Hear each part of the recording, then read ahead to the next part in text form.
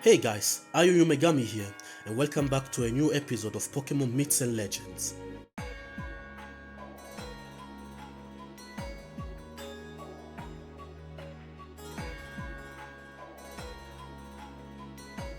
In this series of video, we explore the legends and fairy tales surrounding the legendary Pokemon of this world. In today's episode, we're gonna talk about the second legendary bird, the Thunderbird, Zapdos. Disclaimers: this video is only for entertainment purpose only, and it wasn't made to speculate on the official lore or present or future Pokemon games. Since the concept of multiverse was already introduced in the Pokemon series, you can view this video as an alternative universe where things went differently from the official timeline. Additionally, I will be using character placeholders from various media to make this video more engaging. With that said, buckle up. Come on Dialga, prossima fermata, Kanto.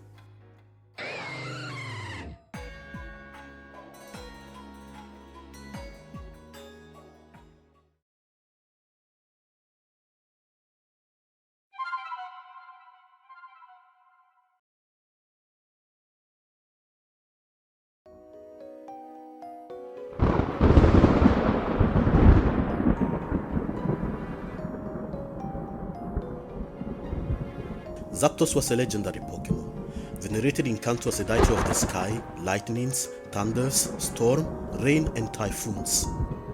Whenever he flapped his shining wings, he was capable of releasing a high amount of electricity, creating violent thunderstorms. Zapdos used cumulonimbus clouds both for hiding and resting, drifting together with them when they were on the move. Its ancient Kantonese name was Wakijanaputu, which meant thunderstorm wings. Zapdos was related to Articuno and Moltres, and together they were part of the Titanical Bird Trio. The three legendary Pokemon were prehistoric dragon-flying Pokemon from an unknown region of the world that survived at the end of the Primal Age and the third mass extinction of prehistoric Pokemon. Zapdos, like the other Titanical bird, were so big that hunted Pokemon as large as Piloswine and Dugongs. Zapdos was a very aggressive and territorial Pokemon, striking down his adversaries with his powerful bolts of lightnings. Like Articuno, Zapdos was mentioned in the Kamikemono, in which most of the information about the Pokemon came from folk songs, legends and fairy tales. Some totems depicting Zapdos, of Vermilion origin, are preserved in the History and Science Museum of Putat City. In antiquity, lightning were often called Wakijanaputu Niruya. Zapdos was feared as a Punisher god, who targeted the impure and wicked of heart with his lightning bolts, disintegrating them. The ancient Kantonese also attributed to him the various typhoons that hit the coast of Kanto. It was believed that Zapdos itself was the one summoning those typhoons. The Kantonese therefore sacrificed berries to Zapdos by throwing them into the fire to prevent thunderstorm during the harvest season. Gold and silver were also offered to Zapdos to calm his anger. In some extreme cases, human beings were also sacrificed to appease Zapdos.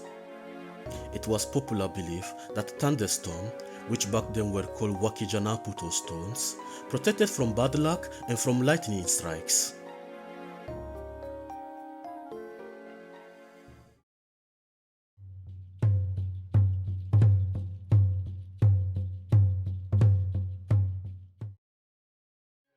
A legend from the Terracotta period that appears to involve Zapdos is the myth of the retreat of the sea. The tale essentially attempts to explain the retreat of the sea that occurred in the year 7000 BE that allowed the Fuchsia Peninsula to emerge. The Gam people narrate that before the land appeared, the sky and the sea had a war over it, with the sky throwing lightning and thunderbolt at the sea, and the sea hurling hurricanes and sea waves back at the sky. Gam's account states that the one throwing lightnings was the giant yellow winged monster, personification of the sky, which many researchers today identify as Zapdos, while the giant sea monster it fought was either identified as an abnormal Wailord or rarely as the diving Pokemon Lugia. This legendary clash of titans ended with the sky winning, forcing the sea to retreat and allowing new land to emerge. The Gam later settled in the new territory, believing it to have been a gift from the heavens. showing their appreciation and performing rituals to thank the sky and obtaining its blessing to settle into the peninsula. The ancient Gam tribes used to choose teenage boys to act as shamans to the sky spirit. The young boys become the interlocutor through which humans can communicate with the sky spirit. These shamans will also take the role of judge during disputes. It was customary for them to start the trials by threatening both parties, by reporting that the sky spirit will have punished the guilty party if they lied.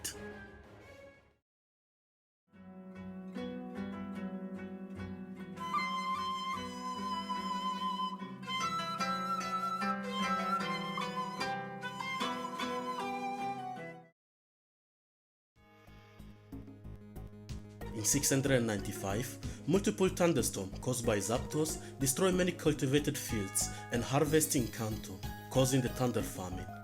In order to survive, the population extensively hunted wild Pokemon such as Rattatas, Pidgeys, and Farfetch.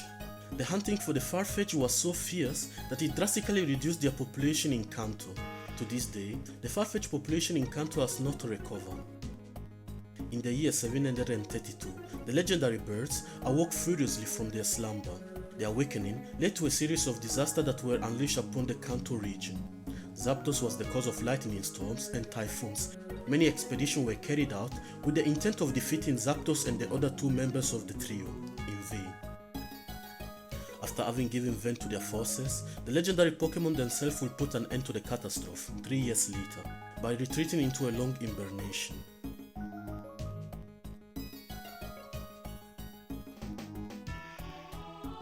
In Kantonese Bunrakus, Zapdos was known as Zaputoru.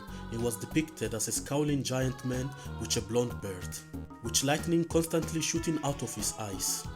In the Bunraku narrative, Zaputoru was the tyrant of Childhood Island, which the giant ruled cruelly, punishing those who oppose him with his powerful lightning bolts. For his second mission, the Soul Silver hero Rugia, along with the old man Aruti Kondin, were sent to the island with the task of overthrowing the tyrannical ruler. The battle was fierce. However, Rugia emerged victorious by defeating Zaputoru. The defeated giant was forced to become Rugia's follower to assist him on his journey, in order for him to atone for his sins.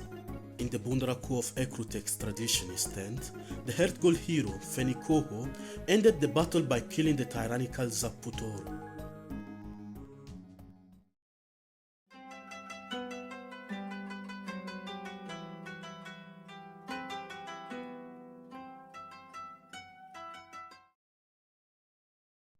During the Kantonese War of Liberation, Fuya Akai, known as Akai Taro, the shogun of the Sengoku of Palette, defeated and captured together with his son Torue Akai and Lugia the legendary birds. Zapdos was the third and last legendary Pokemon to be defeated by the Akai family. With his defeat, the legendary bird trio was reunited for the first time under Torue's Akai's control. Zapdos Lightning proved to be decisive during many of Akai Taro's battles. The Zenith War will end up with Torue's victory, who took over after his father's untimely death during the war. After the war, Torue founded the Shutsuruya religion, elevating Zapdos, Moltres, Articuno, Lugia and his father Akai Taro at the role of guardian deities of Kanto. After Torue Sakai's death, Lugia and the Titanical bird ended up abandoning his successor, Gurato Akai, who they deemed unworthy of their power, returning to wander the world in freedom. In the year 1845, the progressive princess Minamikoma left the royal court in Celadon to search for the 3 Titanical birds. Together with her personal ninja guards, Akane, Aoisuke, and the Ronin Burikian Kiromaru, the 4 had a shared interest in modernizing the Kanto region in order to rival the more modern Galarian Empire and the United Federation. Zapdos was the first Pokemon the team had managed to subdue. After reuniting the last legendary bird with the sacrifice of Aoisuke, Minamikoma joins the rebellious samurais of Fuxia and Chinaba, with whom they fight the very short but decisive Battle of Saffron. After the victory, Princess Minamikoma was proclaimed the first Empress of the new Kantonese Empire, with Kiromaru, the only survivor of the team, becoming the first Prime Minister of Kanto. Under their leadership, Kanto experienced a period of technological, social and cultural advancement. Konoha asked Zapdos to lend her his electric force to fuel the first power plant in the region. which Zapdos did without problems, allowing the power plant to electrify all of the Kantonese cities. After the death of Konoha and Kiromaru, the Titanical birds set themselves free once again. The Titanical bird will take part in the Great World War, fighting alongside the Kantonese Empire. After the end of the war, Zapdos will disappear. Only recently, it was discovered that the Pokemon took refuge in the now old power plant.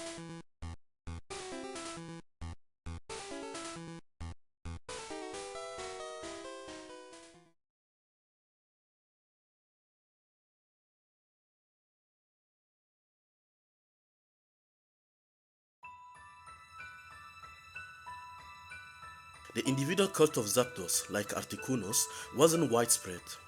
For a matter of fact, it can be said that in comparison, its followership was even fewer and sparser, mostly concentrated in the Vermilion Gulf area.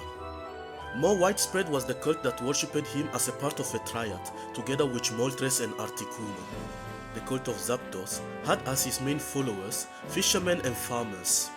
Both worshipped him to appease its anger, so as to be able to fish in peaceful weather conditions and for the farmers to not fear the destruction of their crops. Given his association with typhoons, many feared him as a demon bringer of destruction. In many tales, Zapdos is even described as a man-eating monster. With the arrival of pantheonism in Kanto, thanks to the Colossian missionaries, the cult of the Titanical bird took a peculiar turn. Lugia, despite his contribution to the Kantonese War of Liberation, suffered a descientification by the Shutsuruya clergy. The reason for this was because he was a legendary Pokemon, already tied to a culture of another region, namely Johto. For this reason, Articuno, Zapdos, Moltres were elevated to the role of protector deities of Kanto, even though they did not reach in power levels legendary such as Xerneas, Dialga, and Lugia itself. On the other hand, Pantheonism recognized the legendary birds only as minor deities. Zapdos, in the cosmic religion, was relegated to the role of a minor deity of lightning and thunders, inferior in power to Zekrom and Lugia, of which the Pantheonists believe he was subservient to. In the present days, in addition to his central role in the Shutsuruya cult, some shamanic cults of Zapdos remain prevalent in small villages across the Vermilion Gulf and the Fuchsia Peninsula.